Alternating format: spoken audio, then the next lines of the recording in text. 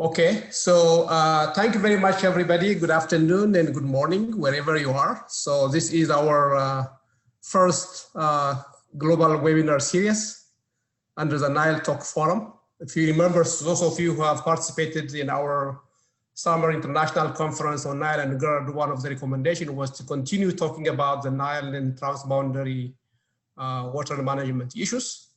So one thing that came to our mind was, why don't we have a talk forum that we can do a monthly webinar series where we can invite expertise and researchers like Professor Swain and others to share their knowledge and experience on transboundary water management, how we can bring the different parties and countries together, how we can discuss collaborations, how to build trust, how to share the common good, which is our water resource, and how to actually collaborate. So we have a lot of successful stories all over the world, in Asia, in Europe, in South America, and even in other parts of the world, that there is still a way to actually share the common resource that transboundary countries can actually have in common. So, and one of the things that we would like to actually focus over here is actually mainly on good data, science, and also readiness to discuss what's actually at stake. So FIU, particularly the FIU Institute of Environment, where I am at, is leading these organizations or this leadership in terms of bringing expertise and bringing also participants from all over the world to actually participate in this. Our collaborators and co-organizers are the, of course, FIU is the leading institute of environment where I am. I'm a professor at the Department of Earth and Environment, which is within this preeminent institute at FIU, Florida International University. We have also a UNESCO chair on sustainable water security at FIU, Dr. Maria Donoso, who will be also moderating this session. So through her, UNESCO is also working with us and collaborating and co-organizing this. Addis Ababa Institute of Technology at Addis Ababa University, who are also willing to participate in actually recommending different speakers in the coming few months, is also one of our co-organizers. Bahardar Institute of Technology at Bahardar University, which is a university located in a place where actually the Blue Nile starts. The Nile Basin Discourse, this is a basin-wide organization that actually works on a number of issues. And also the Water and Land Resource Center at Addis Ababa University is also our collaborator. So the Nile Talk Forum today, we're going to be given by Dr. Ashok Swain. I'm going to briefly introduce. And today's topic will be the changing geopolitics in the Nile Basin, avoiding conflict and building cooperation. So Dr. Ashok Swain is a professor of the Department of Peace and Conflict Research at Uppsala University in Sweden. And he has been working on Nile issues for a long time. And he's going to briefly, or in a short period of time, we'll give the floor for him to share some of his experience on the topic I just mentioned. To say a few words, Dr. Swain is a professor of peace and conflict research at the same department in Uppsala University. He's also the director of research at the School of International Water Cooperation at Uppsala University in Sweden, also a UNESCO chair for international water cooperation. And he's also an associate senior fellow at the Stockholm International Peace Research Institute, particularly in the climate change risk program. And extensively, he has written a lot of publications on, particularly on security challenges and river water sharing since the mid-1990s. And today's topic will be the changing geopolitics in the Nile Basin, avoiding conflict and building cooperation. Dr. Swain also has given a number of testimony and also participated in so many interviews in the media. And I'm going to also introduce our moderator, Dr. Maria Donoso, who is also a research associate professor here at FIU in our university. She is the director of the international programs at FIU Institute of Environment. Also, like Professor Swain, she is also a UNESCO chair for sustainable water security, through which they also co-organize our seminar or webinar. But before I give the floor for Maria, I'm going to briefly introduce the upcoming talks. So it's going to be a monthly talk. So the next one will be by Dr. Yilmaz Leshi on November 30. So maybe mark your calendar. We will send also invitations. So Dr. Yilmaz is an associate professor at the Science of Technology at Uppsala University, and he's also one of the lead negotiators when it comes to Nile with the S3 basin countries. And he's going to talk about the Great Ethiopian Renaissance Dam negotiations, challenges, and ways forward technical aspects. So he has been there for a long time, so that will be a good talk, so don't miss it.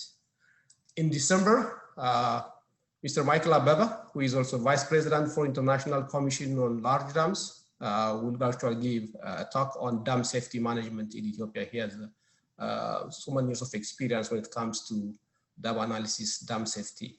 So in one of the sessions, if you remember in August, there was some dam safety issues that was actually raised, particularly from from our Egyptian colleagues. And we can actually address about what we do and what does dam safety looks like when it comes to or its implication to also GERD. So a few reminders, presentations will be video recorded. Candice, please confirm this. Please mute your microphone for the duration of the presentations. And then once the presentation is over by Professor Swain, then you can unmute to ask questions after the presentations, indeed, when it's actually time for Q&A.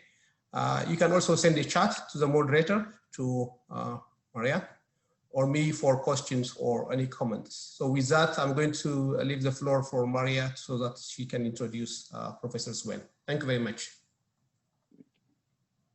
Thank you very much, Asefa, and we would like to welcome Dr. Ashok Swain, and it's an honor for us to have you as one of our speakers in this series, and in particular, our first speaker. I reiterate to participants to please unmute your microphones at the end of Dr. Swain's presentation. We will have a session of questions and answers. Please, at that time, you may raise your hand if you want to have the question made personally, and throughout the presentation of Dr. Swain, you will be able to make present questions through the chat. So with that, I will pass the microphone to Dr. Swain. Thank you. Thank you so much. Thank you, Maria. Thank you, Professor Asifa. And this has been an honor to speak on the to the Nile Talk Forum and to being the first one to speak in this forum.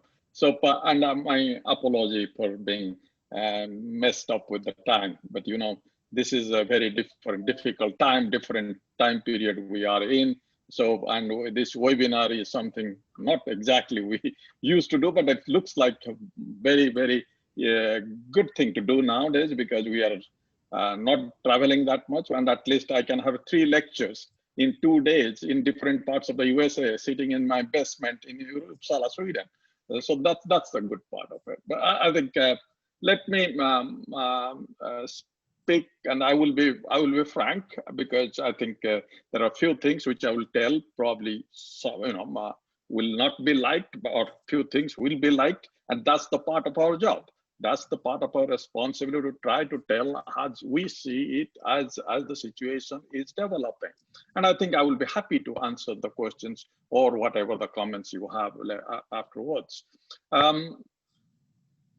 It's a changing, as I've been asked to speak, it's a changing job. Yes, please. Professor Swain, do you want to share your screen with us, so we'll give you access to it, so you can do that? No, I'm fine. I decided not to because I thought it's good to give a talk, and I think rather I don't have any PowerPoint, so that's what I decided. Okay. Because people are used to all this data, so I will just give my views on this data. Anyway, so and the data are from this region are quite complicated in many senses. So let's stick to the what's the debate is. Is the conflict over the sharing of Nile River, particularly the Blue Nile, is not new. And as Professor Meles has pointed out before, I have been dealing with this Nile conflict at least now almost 2.5 decades, or if not more. Since the beginning of 20th century, the Nile River has been the source of political tension and low-intensity conflict among 3 of its major riparian countries, Ethiopia, Sudan, and Egypt. In 1985, Dr. Boutros Ghali, who was the UN Secretary General at that time, had famously marked, I quote him, "The next war in the Middle East will be fought over water, not politics," unquote. There hasn't been any war. There hasn't been any war on the water, but there is an increasing competition over the Nile water had prompted him to say so. The ongoing construction of the Grand Ethiopian Renassa Dam on the Blue Nile River by Ethiopia has presently attracted global attention. And there have been several media speculation of it leading to a water war. And not the least, very recently, or at least 3 days back, US President Donald Trump has also talked about Egypt blowing up the dam, which is absolutely unthinkable to come to this kind of statement from a president of the United States. Anyway, even if a war is very unlikely, but there is no doubt that the Grand Renassa Dam has become a source of serious tension among these 3 countries, Egypt, Ethiopia, and Sudan. The Nile is the longest international river and traverses through 11 countries in Africa. However, the current distribution of this relatively undammed but highly stressed river is limited to the 1959 Nile Agreement between only the 2 downstream riparian countries, that's Egypt and Sudan. Out of the total annual flow of the Nile measured at the Aswan Dam as 84 billion cubic meters, Egypt takes 66% of the water, Sudan takes 22% of that, and the rest 12% for storage evaporation. Nile River has 2 main tributaries. The White Nile originates from the Nile equatorial lakes regions, and the source of the Blue Nile is from the highlands of Ethiopia. But the intensity of rainfall in these 2 sub-basins vary considerably. Almost 86% of water reaching Egypt originates from Ethiopia, which probably rises to almost 95% in rainy seasons. Despite Ethiopia's massive contribution to the Nile River flow, its use of the water from the river system is almost nothing. The lack of its resources and also the politics and the economics and Egypt's opposition to getting the external funding had stopped Ethiopia's past attempt to develop water storage facilities and use the Blue Nile water for hydropower generation and irrigation. Blue Nile Basin has also seen significant economic and political changes during the last, at least in the last decade. That has seen, including the birth of a new state, South Sudan, the Arab Spring in Egypt, impressive economic growth in Ethiopia with large-scale foreign investment in agriculture. The changing geopolitics in the basin has provided, particularly in the Blue Nile Basin, has provided possibilities for both Ethiopia and Sudan to raise financial and technical supports for their own water projects. The post-Mubarak Egypt is fast losing its predominant role in the region. Political uncertainty in the country has marginalized its importance for the West to a large extent. As a sign of weakening Egypt, since 2011, the World Bank has started providing funding support to Ethiopia's irrigation projects in the Nile Basin. Moreover, with the emergence of China as a superpower in Africa, the situation has changed in favor of Ethiopia.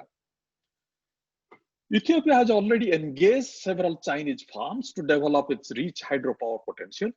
In 2009, Ethiopia, in collaboration with China, completed the construction of 180-meter tall hydropower dam in Tekeji River, another tributary of the Nile. With Chinese support, Ethiopia has also built Tanabeles Dam in the Nile Basin. Ethiopia not only aims to increase its hydropower production, it also seeks to improve its agricultural production by developing its irrigation potential. China's support is not only limited to Ethiopia, it's also engaged in dam building in Sudan. Sudan, with China's help, has recently built the Meroe Dam projects on the Nile system. This dam is primarily a hydropower project, but in future, Sudan expects to use the dam for irrigation. China has also helped Sudan to elevate the height of Uzayas Dam by another additional 10 meters to increase irrigation and power generation potential. At present, these two projects are built within the Sudanese share of the water according to the 1959 agreement. That's 22%, which I had mentioned. But the future dam building plans of Sudan also raises serious worries for Egypt. The construction of these hydropower projects and some irrigation projects in Ethiopia and Sudan indicates that upstream states have decided to move forward with unilateral development of infrastructure in the basin as opposed to the international community's prescription.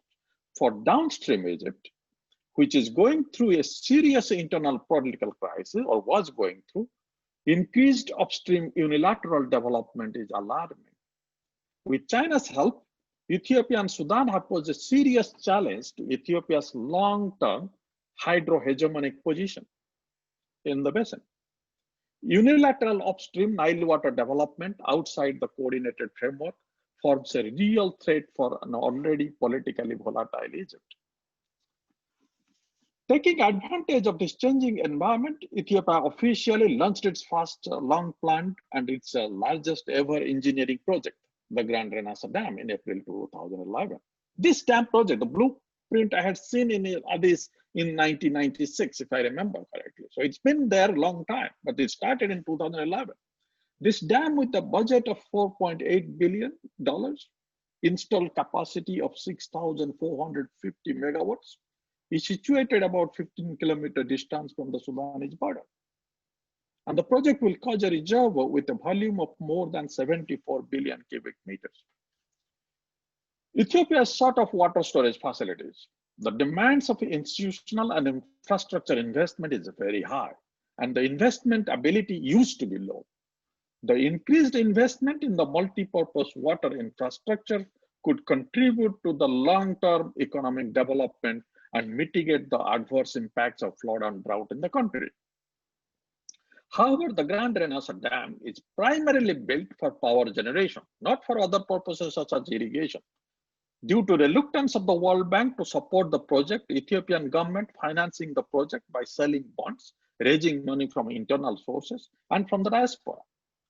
The motivation of the dam in Ethiopia is quite obvious, that only 3% of its hydropower potential is tapped, while 83% of Ethiopians short of access to electricity, and the majority of the population still greatly dependent on biomass fuel for subsistence. The Ethiopian governments also intend to supply surplus energy to the other countries and benefit the wide region, particularly the basin. As I had said before, the Grand Renassa Dam is only a hydropower dam. A hydropower dam was a smart choice, I think, of Ethiopia, compared to as a multi-purpose dam would have required to divert the water from the river system and leading greater opposition from the downstream countries. Egypt, which has been in virtual control of the Nile water for centuries, is however alarmed over the Ethiopia's forceful challenge to its domination in the basin, in spite of the fact that Ethiopia is building a hydropower dam. Egypt is almost completely dependent upon the Nile River for its water supply and irrigation for the time being. There is no large-scale water diversion in the upstream. There is no doubt that the large-scale water diversions in the upstream of the river will have a severe impact on Egypt's food production and public health. Though the Renassa Dam, being a hydropower dam, is only to store the water, not to divert it for the irrigation, still Egypt is seriously concerned over losing its historical control of the Nile water. Ethiopia sees the dam as a national pride and symbol of its economic success. Ethiopia has also received Sudan's support, and Sudan, besides, hopes to buy cheap hydropower, and that the dam might help to prevent seasonal floods, regulate the river flow, extend the lifespan of its own dams, Sudanese dams, by prevailing silts in the upstream.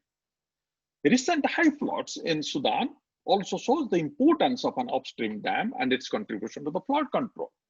There's been a massive flood recently.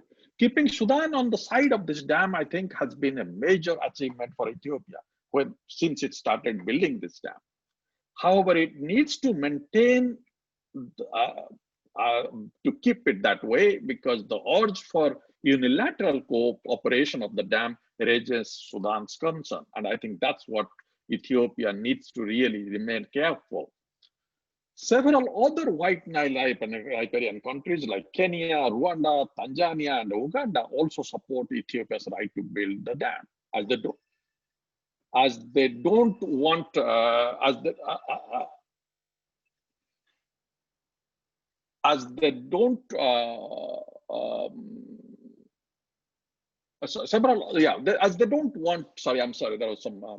they don't want Egypt should be seen owning the river. Several attempts of building a basin-based water management framework, particularly through the World Bank initiated Nile Basin Initiative, have failed before due to Egypt's fixated stance on protecting its historical rights. There has been a lot of hope, as you know, by the international community when in '99 this Nile Basin Initiative had been signed. It had certain kind of contributions in basin-based, leading to the basin-based cooperation, but it has failed in many ways. Particularly, it has not been able to address the real concern, which are among the three countries, which are the three main riparian countries. Egypt's initial unequivocal opposition also to the dam had been diluted to a large extent in recent years, particularly since the initiation of technical negotiation of water officials since 2013. Egypt has accepted the Grand Renassa Dam as a fait accompli, as it already more than 70% complete, but wants to have a say in its operation. As the tripartite negotiation failed to get an agreement over the filling and operation of the dam for the first time in November 2019, an outside party, the USA, got involved. But the strong-arm tactics of the Trump administration to force an agreement failed in March 2020, as Ethiopia refused to accept the condition. And I think Trump is not exactly, well equipped, or he doesn't have the patience to really, go for a negotiation of this nature. You can't really force an agreement on this kind of historical conflict in such a short time. It doesn't go on as per the whims. After the failure of the Trump administration, the African Union is facilitating the talk among the three riparian countries. While they're still trying to find a formula for how to operate the dam, if there is a prolonged period of dry years, and also what should be mechanism for the settlement of disputes if it arises, Ethiopia has already achieved first-year target of filling the dam, which is actually, there was no agreement, but that was the de facto it achieved. Egypt cannot do much except putting diplomatic pressure on Ethiopia to agree to an acceptable deal. While Sudan has taken a neutral stance, Egypt's attempt to get the support of the Arab countries and even asking the UN Security Council to intervene have not been successful in restricting Ethiopia's construction of the dam or starting to fill up the reservoir. There is no international law or established norm which prohibits Ethiopia to build the dam. A large number of countries in the world, including Turkey and even one of the veto powers in the UN Security Council, China, in recent years, have built and operated dam on the upstream without the consent of the downstream countries.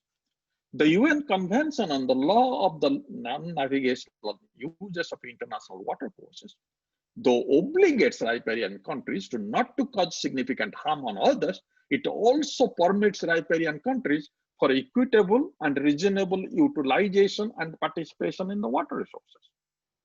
Moreover, neither Egypt nor Ethiopia have signed or ratified that convention. So despite previous threats by Egypt of military action, this is not at all a serious possibility, as I said.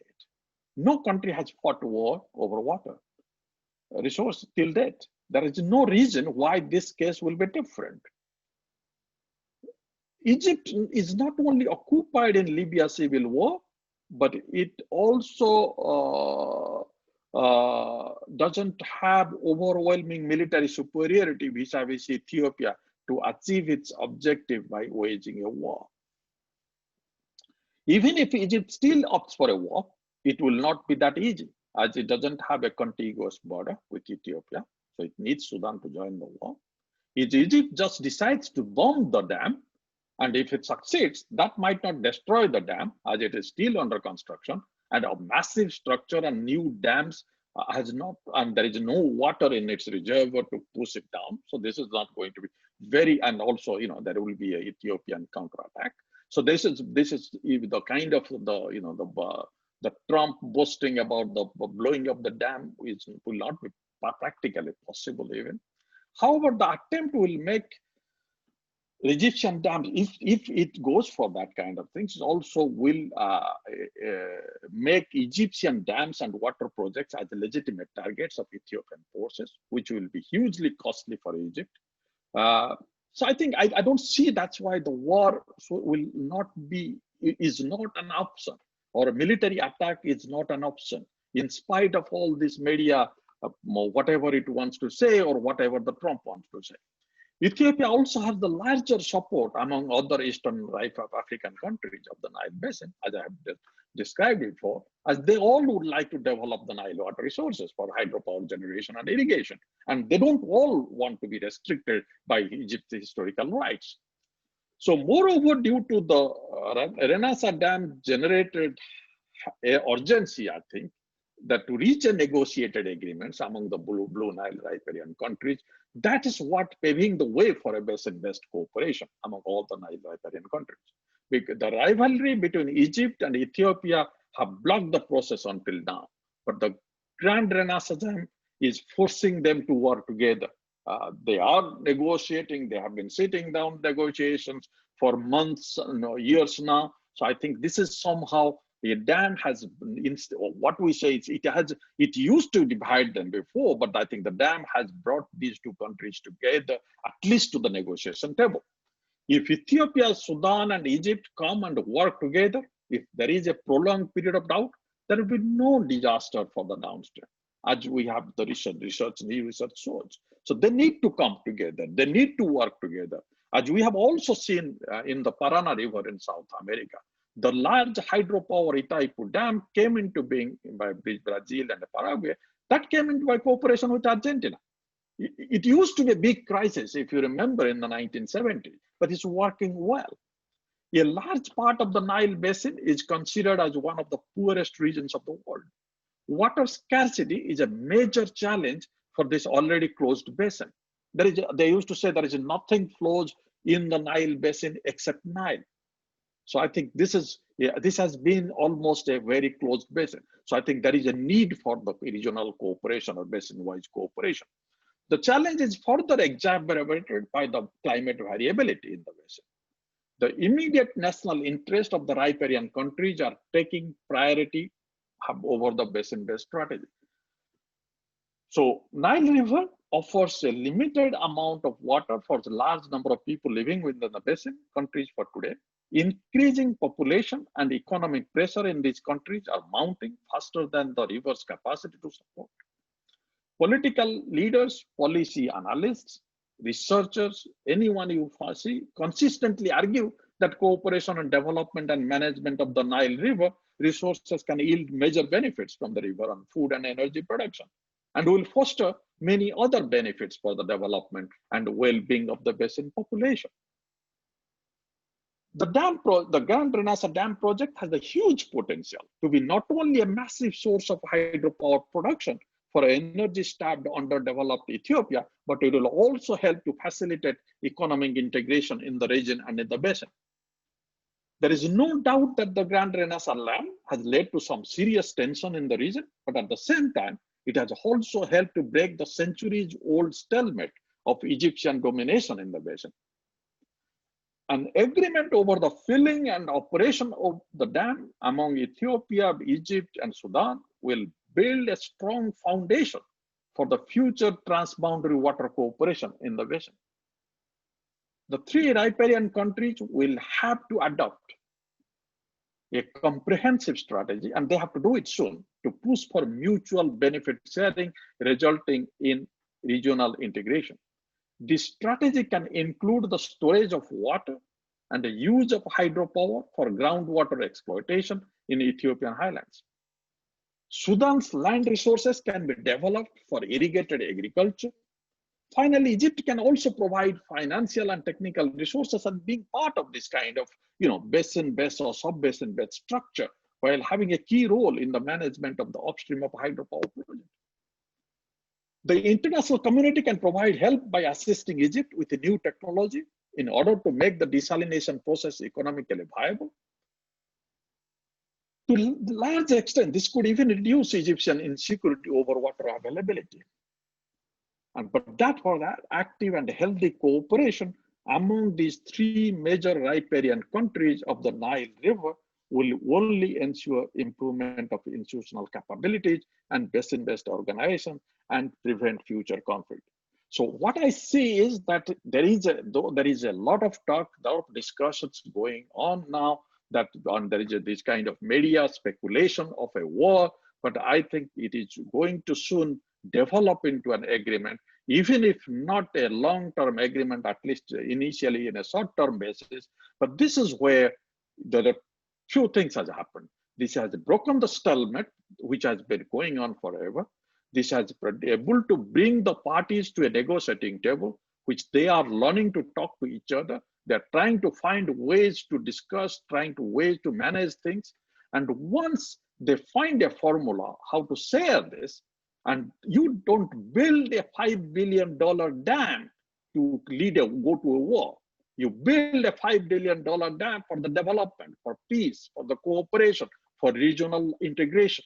And I think this is where I would say that in spite of all this, media hype, in spite of all these political discourse going on all around, in spite of massive politicization, which is going on in all these countries, but I think I do sincerely, I'm quite confident this is going to lead to a negotiated settlement and will pave a new way for the future development and cooperation in the basin. Thank you.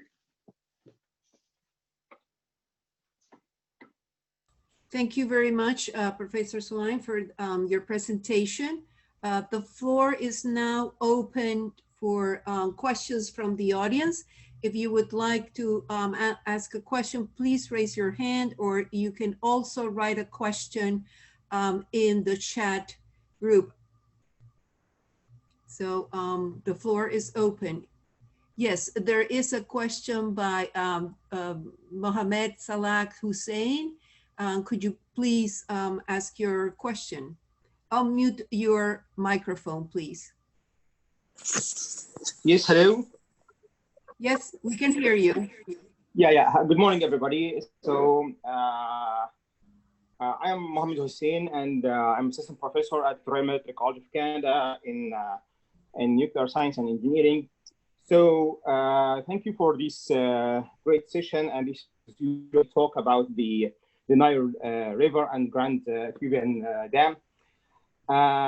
Definitely, I have a lot of questions and comments about the presentation. And thanks for the presenter. First of all, you mentioned, the historical, you deny the historical agreement between Egypt and Ethiopia, although this was happened before more than once, 1992, 1902 and 1929. And all this, how come the Egyptian now can be trusted in the future for any agreement with the Ethiopian government? They will be not denied later on. This is the first question. The second point, in my opinion, you also mentioned this, you usually talk about Egypt.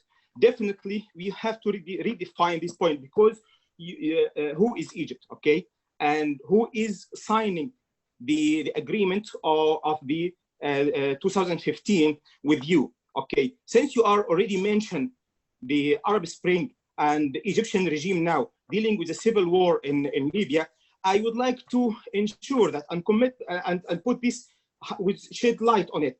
The Egyptian regime that's controlling Egypt now is a coup regime, and according to the long historical relation between Ethiopian people and Egyptian people, it should be one of the honest from the Ethiopian people and the Ethiopian government don't put their hand with a bloodshed coup leader in Egypt, okay? And then worth the situation in Egypt to build them at this point. The Egyptian people, when you talk about Egypt, you should talk not about the government coming with a bloodshed coup in Egypt and every people and the African Union deny that and define that this is a coup, okay, and get rid of Egypt as a country from the African Union, and you, in the same time, you want this situation to build the dam and taking the signature from this coup leader who is not representing Egyptian people. Okay, so when you're talking about Egypt, you have to talk about the Egyptian people. And in order to do that, go to the social media, and find how many people agree with the dam. So don't say, okay, the Egyptian or the Ethiopian government, okay, they already take the agreement from the Egyptian, the Ethiopian government don't take the agreement from the Egyptian people to build the dam, okay? We totally refuse that. And the proof of that, the Egyptian elected president with a very transparent election, Dr. Mohamed Morsi was denied, and his government was denied the building the dam at this situation. So that in order to define who is Egypt, okay, this is a real Egypt, not the current Egypt government who is represented as a bloodshed coup regime. We have to put light on this one, and this is bad shame on the Ethiopian, in the previous and the current Ethiopian government, which is working with the bloodshed regime in Egypt and war this for this point. The other point you mentioned, okay, I will mention. I didn't hear you. I didn't hear you. Sorry, I didn't hear you. I couldn't hear you, please. Hi, Maria. Sorry, I think you're on mute. No, I'm not on mute. I apologize, but we need to give the floor to other. So let's address the first question, and then we can have other participants so that we have a limited amount of time. So thank you very much. Dr. Swain, if you would like to address the first questions and the comments, please. Okay. Yes, I may. I think what is the question is that whether if I understand it well, if the agreement, if there will be an agreement, whether Egypt will accept this agreement. The question asking about the 1902, 1929 agreements. You see, that's what. Whether Egypt accepts it or Ethiopia accepts it, I think that's what I probably didn't say. But there is legally, if they sign an agreement, it should be legally binding agreement. I think because if there is an agreement is being signed and it's not legally binding, there is no agreement, as I say it. And I think why then we are having these discussions if there is no legally binding agreement. But I think I simply I understand why there is an aversion of Ethiopia not to go for the legally binding agreement. But I think there is also, it has a number of positive sides. If you have a legally binding agreement, it will, for the first time, Ethiopia will be part of the water management or water sharing of in the water management structure of an agreement in the basin. So I really don't see the so much of aversion of a legally binding agreement. But that was not his question. The question was whether, but I think if whether it's for the time being, it's Ethiopia which is reluctant for a legal binding agreement. The other thing which I do see that whether the legitimacy of the regime. But I think what we need to realize, the legitimacy of the regime is not the kind of things which other countries, those who are in power, they are in power. And I have always said that when you sign the water agreement, you have to start at the top. You can't really deal with because without the consent of the whether it's an elected leader or a military leader, whoever it is, we will have to have the consent of for the agreement. So I think that's where you don't have, there is not much choices. Thank you very much. We have another question on the chat. It says, what is your view about the rejected out of Egypt and Sudan from comprehensive framework agreement of Nile Basin after 11 years negotiation?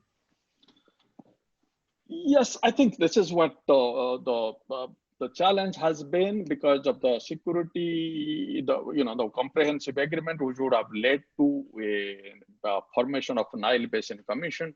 And I think this is where I have been critical of this Nile Basin initiative when it started in '99.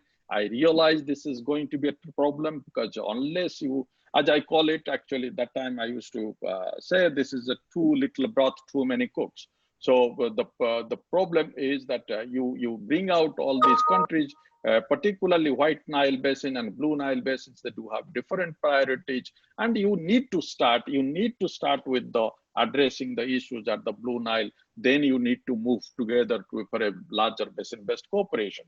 You can't really put together everyone at the same time when there are different dynamics are involved. We should have got this kind of, I think what happened, the Nile Basin, I remember they took them to Mekong River Basin in the early 2000s sometimes for a field study. They should have realized that in the Mekong River Basin, only 4 lower riparian countries are part of that basin-based cooperation rather than all the 6 countries. China and Myanmar are not. So I think this is where they really went for this large basin-based strategy where this problem was. And this is where the Ethiopia and Sudan, as I was also mentioning, they have been historically together because they are the 2 countries, those who, Egypt and Sudan, Egypt and Sudan, they have been historically in control of the water with the agreements, particularly 1929 agreement and 1959 agreement. And they want to secure that so-called historical right for themselves. And there is no, they have been in opposition of any kind of other parties being part of this kind of any kind of agreement. But the real thing, which I think it was some things which Ethiopia really managed to do to bring Sudan to its side is when it started to build the Grand Renassa Dam. In the Grand Renassa Dam, Sudan changed its side, moved from the Ethiopian side, just Egyptian side to Ethiopian side. And that's what I thought, a kind of changing the shifting of the power in the basin, particularly it used to be before Ethiopia versus Egypt and Sudan, but on the Grand Renassa Dam, for a long period of time, it was Egypt versus Ethiopia and Sudan. And I think that's where the dynamics started shifting. And I think it is very important for Ethiopia and Sudan to work together and not to get into this kind of, again, this traditional historical rights coming into play and blocking any kind of basin-based or sub-basin-based cooperation and sharing to develop. Thank you very much. I'll take a question now from the floor. I'll have Mr. Sriap Babker to ask the question, and I please ask that you be brief so that we can have opportunities for others. There are about 10 questions in the pipeline. Mr. Babker? Yeah, sure. Thank you, Maria, and thank you, Prof. Swain, for this good presentation. Here, actually, you have many times emphasized on the part that there should be or the changing of regimes, like in the region, the geopolitics and political which political regime in the power has been always the factor that govern the relationship between countries more than what is there. I mean, like technically, or the benefit of the region as all. And with the change now in Sudan, the new change, and with the normalization or neutralization with Israel, there's new like comers to the players, as well as in the election in Ethiopia is coming. So how do you see this change in political regimes could endanger the current, like if you could say that the paved road that is existing right now in the situation. And this one thing, and the other thing is like putting always aside of bilateral negotiation more than like general negotiation is always a danger for this future negotiation. Either Sudan is not changing the regime from it is right from Egypt to Ethiopia right now. This is not merely fact. This actually now with the new regime, Sudan is only like looking for its own benefits. So this is it is always danger to put like the picture of each country that sometimes in this direction, this time sometimes this direction. Thank you so much. Yeah. Dr. Swain? Yeah, it's a very important question. I think what we have seen in major river agreements, when in the historically when we see this, there have been always the people, those who have agreed to this, they are firmly in power because they can take this risk, because water is particularly sharing of river is an extremely important issue. And we, usually the water sector people, we try to do not see the importance of it, because it becomes you can't really share a side, get an agreement done through the ministry officials or to even the environmental water minister. You have to get the main guy agree to this. And I think this is where this kind of risk, political risk, which the political leadership needs to be in a position to take. And I think that's one of the problems, which in the basin, I completely agree. And but the real thing is here, what happens, I mean, we need to see when in many of the agreements, when the agreements have been signed, then the countries have built the dams. But here the dam has been already built, or the dam is almost being completed. So this is a fait accompli. There is nothing else to do. They have to find an agreement how to share this, how to manage this, how to operate this. Because I think this is where the dynamics is, because we have seen most of the agreements, or almost all the agreements, international river agreements, have been signed on the promise of increasing water supply by building dams, because they can build the dams. But here the dam has been built. Here, in most of the cases, what we have seen also in the river system, that upstream countries, they have building the dam, whereas the downstream countries are trying to build the dam because the upstream countries do have the control. Here, upstream countries was not had not built the dam because the downstream countries have been in power. So I think, or in the more in the control. So I think there are differences which we see in this basin. The one thing which I find is, which doesn't give much choices to the political leadership, but to sit down and agree. As I said, it's a massive project. It's Africa's largest development project. It's a lot of stakes involved. You can't really, and the kind of scenario which is there, everybody has its internal crisis. So I think it's of course it's a challenge for this leadership, political leadership, to take that kind of political risk, but they don't have much choices. And that's what I think will put them to sign an agreement. Thank you very much. Another question here related to the UNESCO Convention, or what is now referred to in some cases as the UN Convention.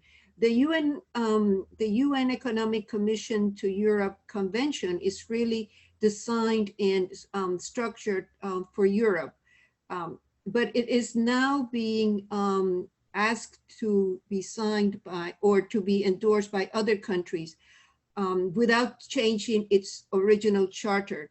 Do you believe that this convention really represents the interests of countries other than Europe? I don't know what exactly this convention they are talking about, because I was talking about the UN Convention on non-navigational use of the international water courses. And that was not the one. This was not the one I was talking. I was talking about the UN Convention on which has been going on since 1960s. In the mid 96, they agreed. UN General Assembly passed it. It went for ratifications. The 35 countries ratified in a few years back. The problem is that the Egypt is not China had opposed it before. Turkey had opposed it before. In the Nile Basin, Burundi had opposed it in the General Assembly. This is something which is because people usually give that as a possibility of addressing this issue, the transboundary water issues. But that is not going to work here because Egypt and Ethiopia are not signatories of that Basin and UN convention. But coming back to, I'm not sure what the question, but the person who is asking these questions, what he mean by why, because sometimes we bring out this UN convention on non-navigational use of international water course. Sometimes you talk about the European Water Framework Directive. So I'm not very sure what the present questioner was asking and what he or she meant. Okay, thank you. Well, let's see if I get any information about what that can clarify these questions. In the meantime, we have another question that it was sent also, and it refers that what do you think the relative advantage of GERD is for Sudan compared to Egypt? I think because this will make, this is, as I probably alluded in the before that, as I mentioned, that it is extremely important for Ethiopia to keep Sudan in its side. The important, I mean, if there will be any kind of military threat, Sudan has to be part of it, if whoever sides. But I think this military threat even not a, I'm not really getting in there. But I think it's only 15-60 kilometers from the Sudanese border, and I think it's you can't build a dam so close to a country and not keeping good cooperation with that country. And I think there is a power asymmetry is not so high between these two countries that you can really build this dam and you can get away, like India had built a barrage just few kilometers before Bangladesh and divert the water. You cannot do that way. But here, what will happen? I think why Sudan was happy with this, or Sudan supported this, because it will be a number of factors. Of course, there is the water flow will be in control. There is as I mentioned, the increasing number of floods. The recent flood, which I even, the last flood was more on the agricultural area. This time it was more on urban areas. Lots of huge effect on the urban areas. Lots of monetary loss, human loss. And if you have such a massive dam upstream, you can possibly, you have lots of ability to control the water and to keep the water where the storage can be. So this flood control is one thing. The hydropower, will be, Sudan is expected to develop in this new kind of opening up and the new democratization process, quote unquote, taking place. So I think there is a possibility, there is the need of the power. And I think hydropower will be possible to get from this massive project. Then there will be also desalination, because Sudanese dams are being, lots of sediments are coming from the Ethiopian highlands. So I think, or upstream. So I think if you build such a big dam upstream, that will control the sediments coming in and filling in their reservoirs. So I think there are several benefits which Sudan can get because of this dam. But the Sudan also, because I think we must realize that the Sudan will, or any Sudan being the immediate neighbor or immediate basin riparian, will only benefit if the dam is operated in a cooperative agreement basis. If it is a unilaterally operate, then Sudan will be always feel the threat because it doesn't have any say of its operation, its control, its management. So I think Sudan has to be a part of a mechanism how this dam operates in the Grand Donoso Dam operates, that's why it will benefit, or will we feel threatened. So this is if Sudan is a part of management, then there is a lots for the Sudan to gain. Thank you very much. I'll give the floor now to another participant, and this time is Mr. Atmasu Gubeyu. You have the floor.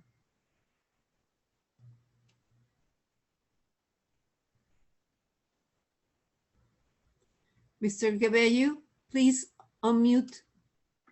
Thank you.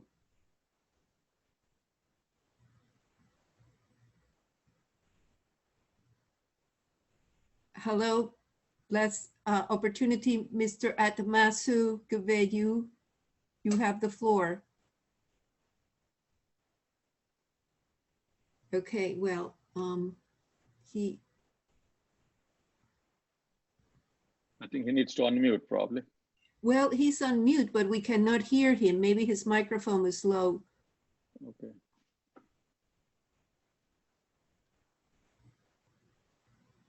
Dr. Atmasu, we can't hear you.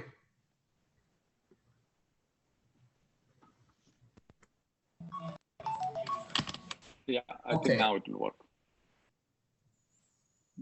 Thank you. Go ahead, Dr. Atmasu. We cannot hear you. Your microphone might not be switched. Speak without microphone. Do you hear me? Yes, perfectly. Go ahead. Okay, I'm without microphone. So I just quit the question. So instead I use this short time to express my appreciation for Dr. Swain. And since we are living in the same place, Stockholm, living, so I will ask my question later. Thank you very much. Okay, thank you very much. We have another question on the, from the chat. It says, how do you see the geopolitical power struggle in the region can be separated from hydropolitics and fair use of the meager water that the Nile offers for the caseman population?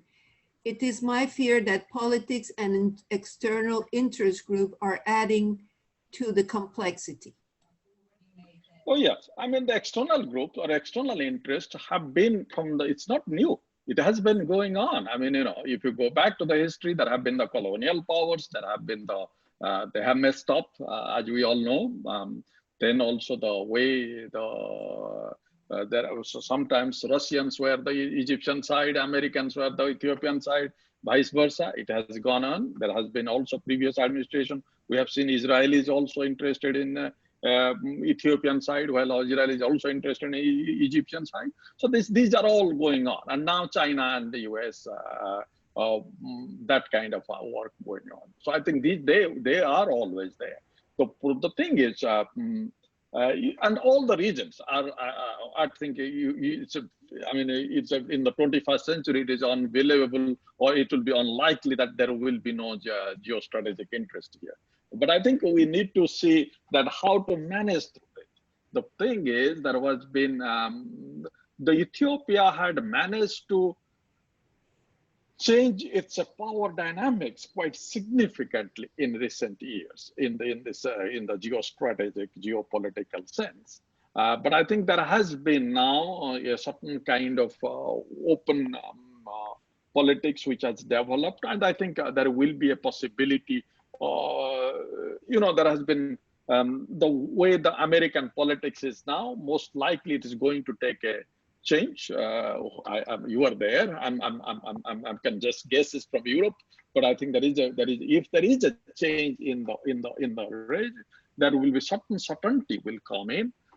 There will be some possibility of a normalcy at the international level, and there is also very much. You know, if there is a normalcy, and certain kind of normalcy comes at the international level, it will be for the riparian countries or countries in the basin, will have to deal with their wage. And of course, there will be certain interests, certain groups will be involved, but will be a larger interest, or the particularly as I mean, I have been part of these discussions even before Nile Basin Initiative, Nile Basin cooperations.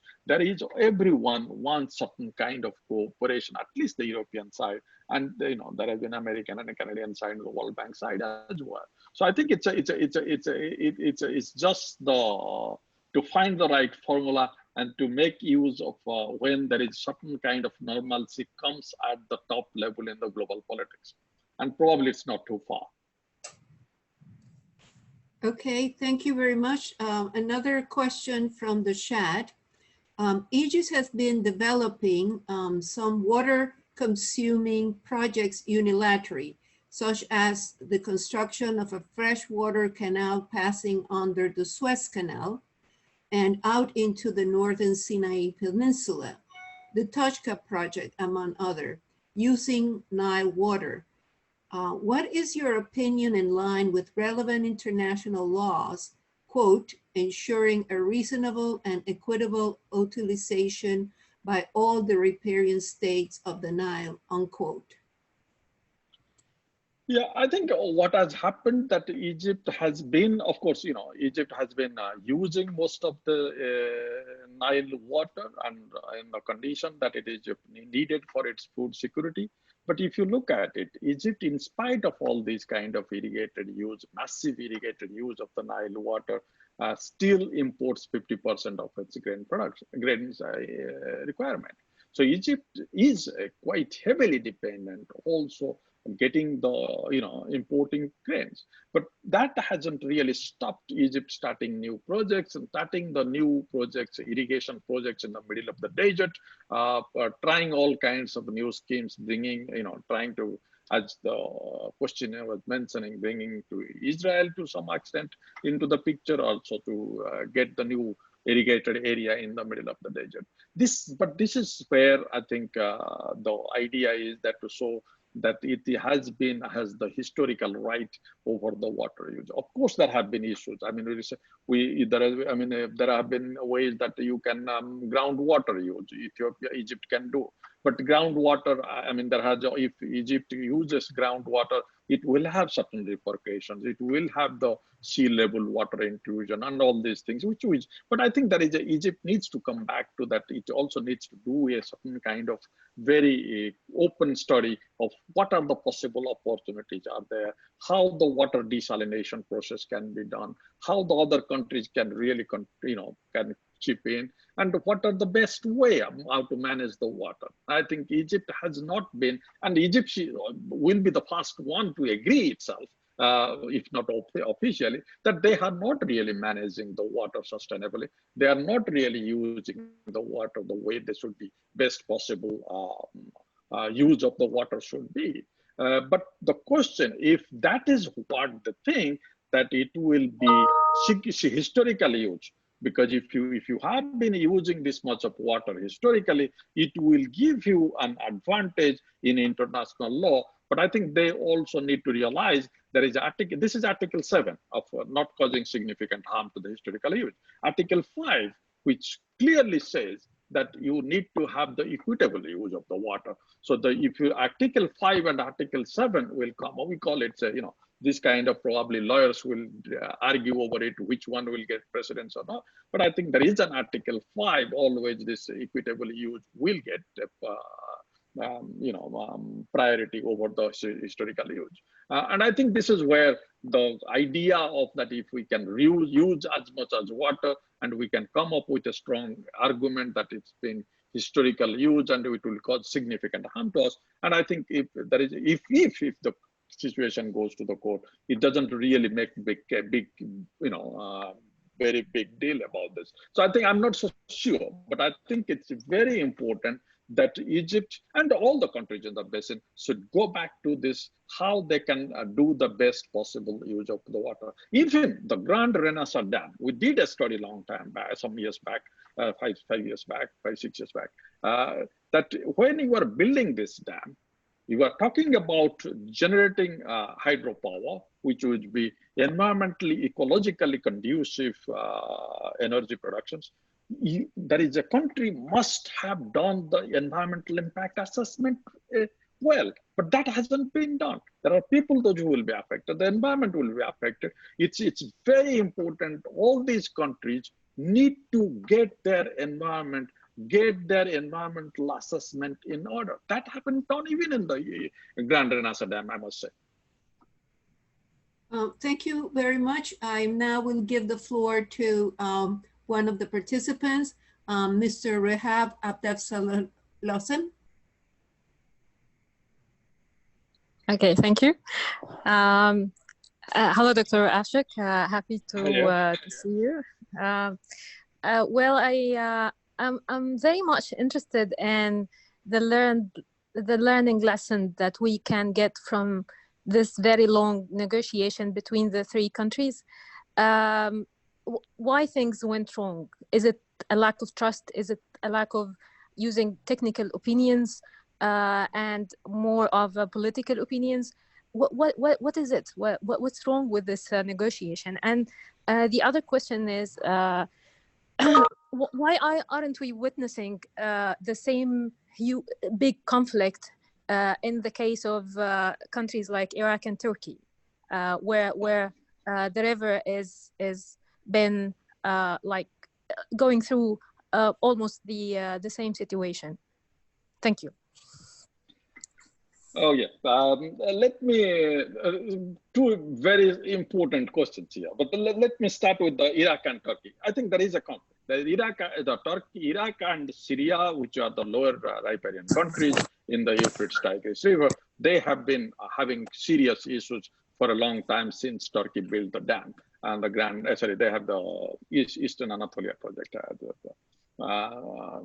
Series of dams, 20 dams, 20 plus dams being built in the upstream. And I think the difference is here, the downstream countries are Syria and Iraq.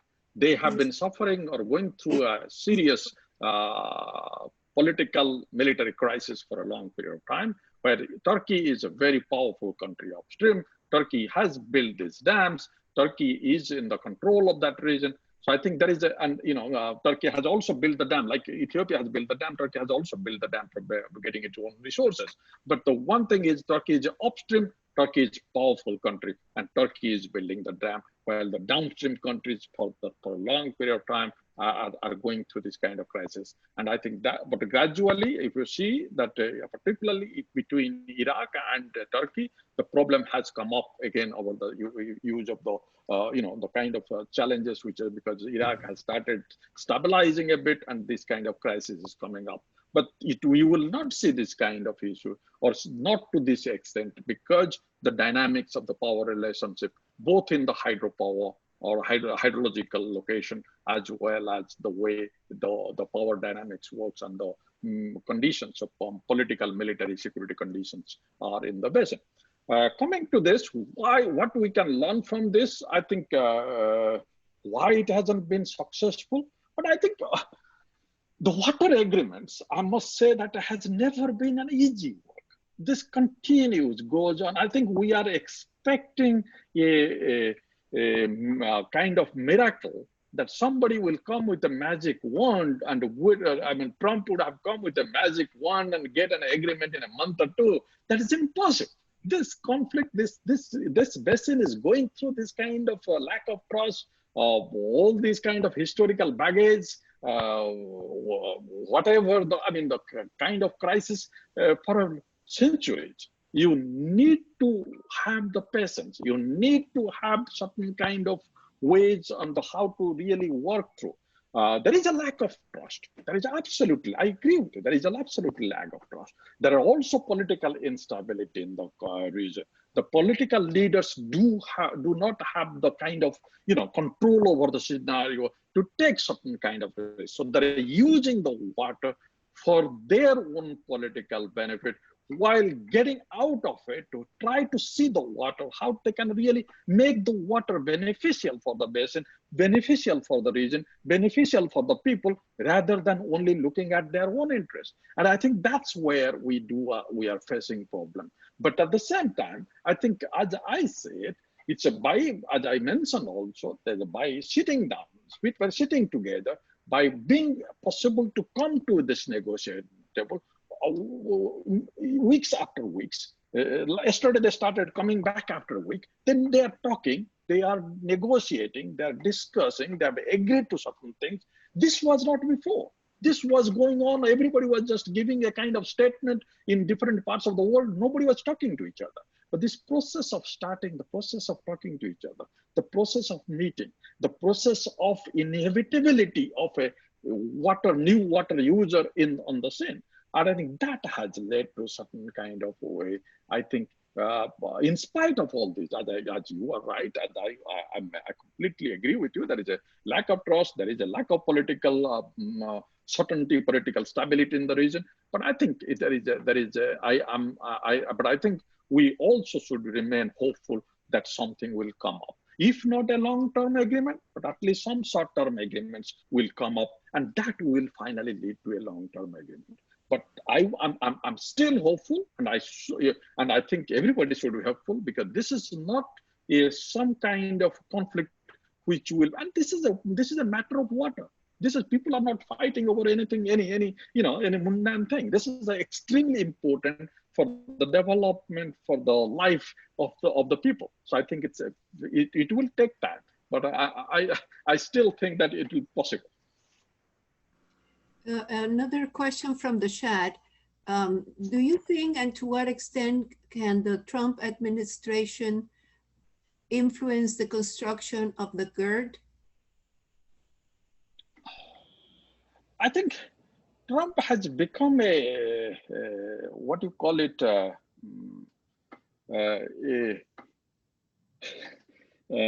disturbing agent into the scene.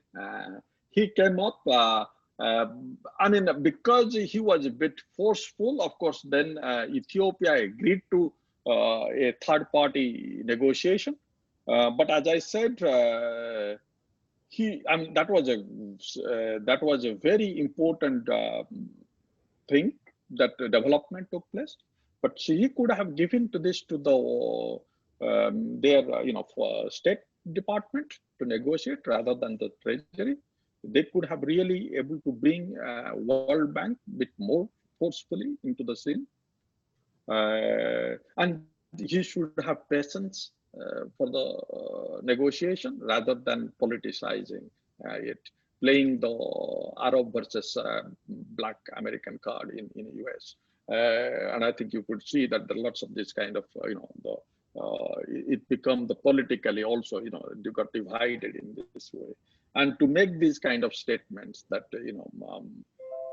blowing up the dam, that's no sensible political leader will ever make that kind of statement.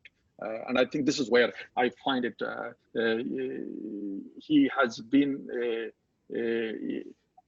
but these kind of intervention probably is, immediately we can see it will not be probably beneficial, but in the long term, it's probably beneficial, because these kind of things which realizes that the Basin countries cannot really put their faith on outside forces. They need to put their act together. They need to find a negotiator, which are like the African Union managed negotiation, or the hosting negotiation, which I find it's because in any negotiation, in any agreement, every party has to give up something. Otherwise, it's not negotiation. An agreement means you have to compromise. And if you can make a compromise, and when a negotiator is fully biased, or being perceived to be sinfully biased, then a party negotiator making this kind of compromise will get into trouble. So I think here, at least what happens in the African Union, we know that African Union has a number of other issues. It doesn't have the same power that the United States can have, but I think African Union has the acceptability to some extent by all the Basin countries, because they belong to African Union. And I think there they can really start as a negotiation and start to do the debate and discussions and compromises among themselves. And I think that's what Trump has shown to some extent, that by putting faith on external forces is not a good idea. It's not going to, because they will do for their own interest. The countries here, they need to really look at their own interest and get the act together. Okay, one more question from the chat. Thank you, Professor Swain, for this insightful presentation. Given that GERD is going to be used largely for hydroelectric power, and since GERD is as good as complete, I thought the main issue behind Egypt's motivation is obstructing the completion and future functioning of GERD, and to forestall any attempt by any other Nile riparian countries from thinking about engaging in similar undertakings in the future. What do you think about this and the negotiation process?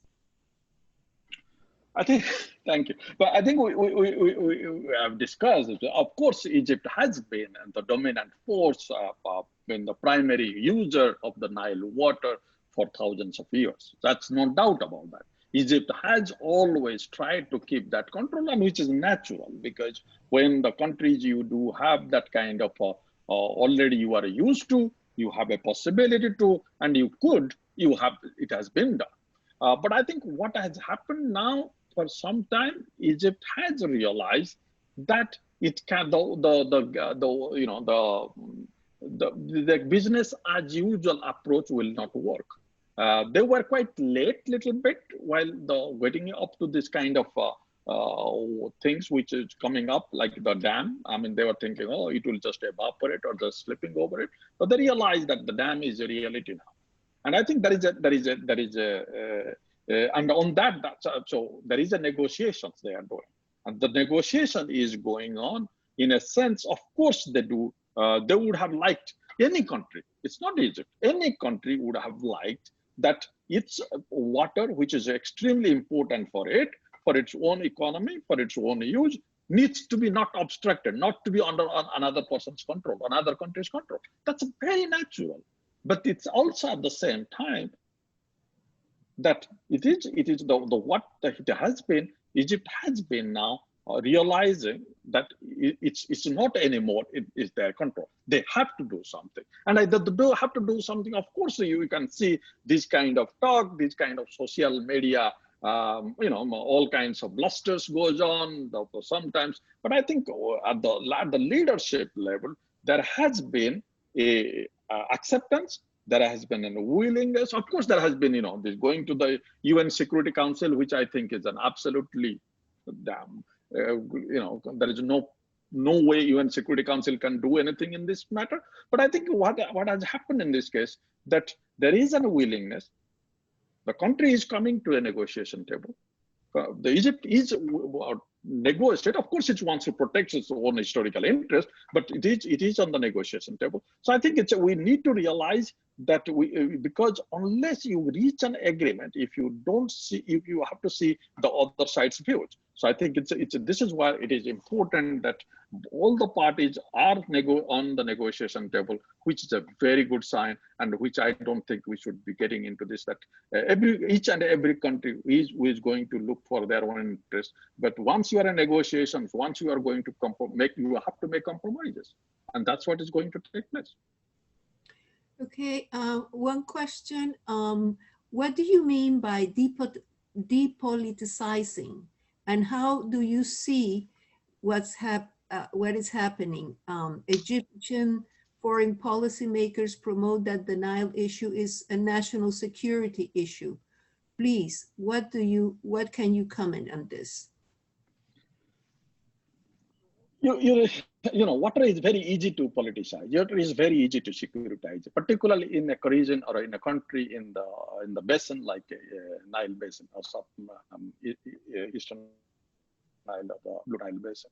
It's very easy to securitize and politicize. And as mentioned, that the political leaders or political actors using it for this own political benefits, securitizing it, like taking, for example, as if this is the end of the world, this is where, if there will be, otherwise there will be war, or this will be a crisis, the country will go down anywhere. These kind of, these are the good for the media headlines. This really makes a bigger trouble when you are negotiating this water. If the water is highly securitized, people are surcharged, people are really, like you see in the social media, you see because I regularly read the social media now, the media in both the countries, it's a so surcharged atmosphere. It makes it very difficult for the negotiator, for the political actors to really negotiate, because they think, oh, we are probably, and as we have discussed before, they are going through all, it's not the regimes are really, they're all regimes in transition. So I think this is where you, in any negotiation, when you, in water negotiation, you need to certain way de-escalate the kind of situation which is going on. You have to de-securitize a little bit. You have to depoliticize the water issue a little bit. You need to give it to the water negotiators. You need to give to the experts to deal or to address this issue, rather than addressing this issue in the public area, public space, or in the media space. So I think this is what I am saying. It's here how the leaders can really take in, that they first start this process, stop politicizing the issues, stop bringing this issue into the political discourse, tell the media to play you can, I mean, I'm not saying going to say that control the media, but I'm saying that at least to give them the hints that this is where they need to have play a positive role of downplaying this crisis to a large extent. And then I think the experts, negotiators, the people, those who know the water, those who really can, make this kind of agreement possible, they will find it much better to negotiate, compromise, and make an agreement.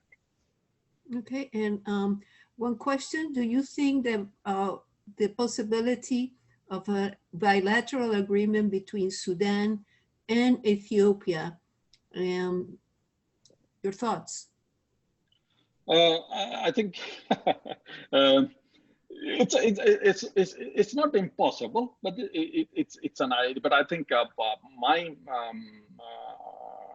as I said, Ethiopia can possibly manage to keep Egypt out, but it will be impossible to keep Sudan out and try to manage this large dam, which is only 15 kilometers from Sudanese border.